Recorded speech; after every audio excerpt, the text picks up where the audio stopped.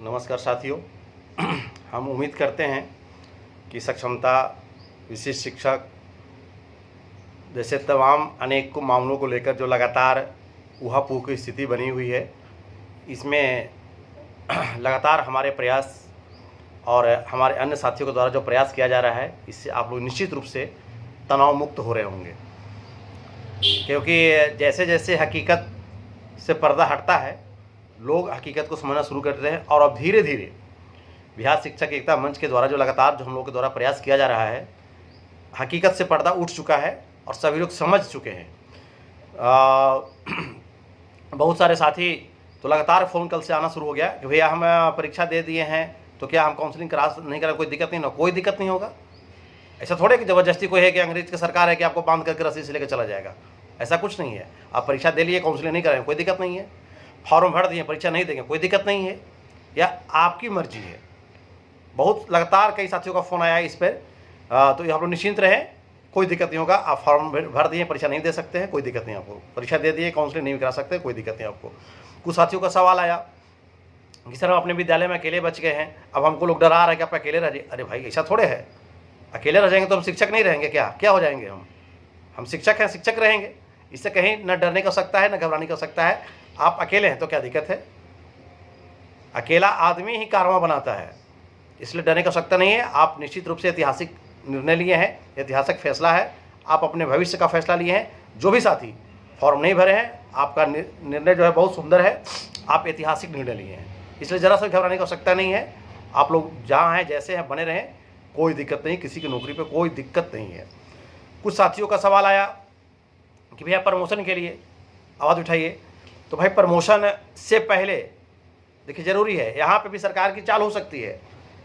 Promotion से पहले हमको चाहिए वरीयतम वेतन का लाभ, जो 10 वर्षा का, जिसको बोलते हैं हम लोग 10 वर्षा का लाभ चाहिए। इसके बाद प्रमोशन तो ऑटोमेटिक हमको लेना ही है। तो पहले हमारी कोशिश है कि वरीयतम वेतन का लाभ चाहिए, 10 वर्षा का लाभ सबको चाहिए। 10 वर्षा के बाद 20 वर्षा का लाभ मिलेगा, फिर 30 वर्षा का लाभ मिलेगा। यही तो सरकार को खल रहा था कि अब इन लोग को 10 वर्षा का लाभ देना पड़ेगा, 20 वर्षा फिर ले लेगा, फिर 30 वर्षा ले लेगा, और इसके बाद फिर प्रमोशन दे देंगे, ले लेगा, फिर हेडमास्टर प्रमोशन ले लेगा। देखिए ना, अब डायरेक्ट बहाली हो रहा है। प्रधानाध्यापक को डायरेक्ट बहाली निकाल रहे, ये कर रहे हो। ऐसा कुछ नहीं होने वाला है। तमाम साथी विश्वास बनाए रखें। लगातार हम हर वीडियो में आपको बताते हैं कि नियमावली 2020 कोर्ट के निर्णय के बाद हम लोग को पूरी तरह से प्रभावी है। नौकरी किसी की नहीं जाएगी, यह भी बिल्कुल क्लियर है। फॉर्म भरना कोई ज़बरदस्ती नहीं है, यह भी क्लियर है। सारे बिंदु को रोज़ हम वास कर रहे हैं। इसलिए सबसे पहले हम वरीयतम वेतन का लाभ लेंगे, इसके बाद प्रमोशन का। दूसरी बात कि देखिए, सक्षमता 2 का सारी तैयारी हो चुका था। खैर, ये सरकार की व्यवस्था है, पता नहीं, लेकिन पत्र निकला है कि अपरिहार्य कारणों से सक्षमता को कैंसिल किया जा रहा है। फिलहाल तिथि को स्थगित कर दिया गया है। लेकिन मुझे जो अंदर से बात आ रही है, मुझे जो समझ में आ रही है बात, वह कहीं ना कहीं हमको ऐसा लग रहा है कि सरकार के द्वारा जो है उसमें स्थिति ऐसा है कि अगर निश्चित रूप से सरकार कहीं ना कहीं अपने बेनिफिट को खोज रही है, इसमें कहीं नुकसान लग रहा होगा इनको, इसीलिए रोका गया है। क्योंकि बिना मुनाफा का हमारे साहब कोई काम नहीं करते हैं, तो लग रहा होगा कि कहीं ना कहीं कोई नुकसान को नजर आ रहा हो, इसलिए इसको रोक दिया गया है। खैर, इससे कोई मतलब नहीं है। सक्षमता जैसे जाल को हम लोग अपने दिमाग से निकाल के फेंक दिए हैं, इससे कोई मतलब नहीं है। क्या करें नहीं करें। अब जो भी साथी, अभी हम रोज़ रोज़ बोलते हैं कि एक बार पुनः विचार कीजिए, सोचिए कितना मार्मिक शब्द मैं आपको बता रहा हूँ कि 2003, 5, 8, 10 सब हर तरह से हम लोग करते करते 12, 14, 16, 18 से करते करते नौकरी हम लोग यहाँ तक आए। किसी का 10 साल, किसी का 20 साल, किसी का 15 साल, किसी का 8 साल, इस तरह से हम लोग करते करते सेवा यहाँ तक आए। और आज जब सब कुछ लेने का आया, लाभ आया, 10 वर्षा, 20 वर्षा, प्रोन्नति और सारे मामलों का जब लाभ आया, जो R.K. महाजन साहब का नियमावली बनाया हुआ है, वो नियमावली पर अगर सिर्फ हम लोग चलते रहेंगे तो सिर्फ नाम नियोजित रहेगा और इससे कोई दिक्कत नहीं है। सिर्फ नाम नियोजित रहेगा, बाकी सब कुछ मिलेगा। ऐसा महाजन साहब का बना हुआ है। मैं महाजन साहब को फिर से पूरे बिहार के शिक्षकों की ओर से प्रणाम करता हूँ कि आप जो बना के गए हैं, कोर्ट हम लोगों के उस पर हम लोगों के साथ है और निश्चित रूप से उसका लाभ मिलेगा हम लोगों को। अब देखिए ना इसमें क्या मिला, अभी विशिष्ट शिक्षक नाम धर दिया गया। भारत सरकार के द्वारा विशिष्ट शिक्षक का नाम किसको दिया गया है? सब लोग जानते हैं कि आपके यहाँ हर प्रखंड संसाधन केंद्र में एक विशिष्ट शिक्षक होते हैं। किसके लिए? दिव्यांग के लिए, दिव्यांगों के लिए विशिष्ट शिक्षक होते हैं। तो मतलब पूरा बिहार का शिक्षक सब दिव्यांग के लिए हो गया विशिष्ट शिक्षक। सोचिए ना, नाम भी नहीं मिला, सहायक शिक्षक नाम देने में डर लग रहा है। इसलिए कुछ भी नहीं है साथियों, गुमराह मत होइए, बिल्कुल नया नौकरी में मत जाइए। हम लगातार बता रहे हैं, अब मर्जी आपकी है। हम लोग तो भाई समझाने में ना समझाएंगे, सब कुछ जान रहे हैं ये बात। हम लोग राष्ट्र निर्माता है, एक ही बात को हम बोलेंगे तो शायद आपको मेरे बात से डिप्रेशन भी हो सकता है कि एक ही बतिया रोज़ बोलते हैं, क्यों बोल रहे हैं। सोचिए, सब लोग जान रहा है कि नया फॉर्म अप्लाई किया 1100 रुपये दे करके। इसके बाद है सब नया गतिविधि हो रहा है। क्यों? अगर आप हमको राजकर्मी बनाना चाह रहे थे तो एक बार में एक पत्र तो निकालना था आपको।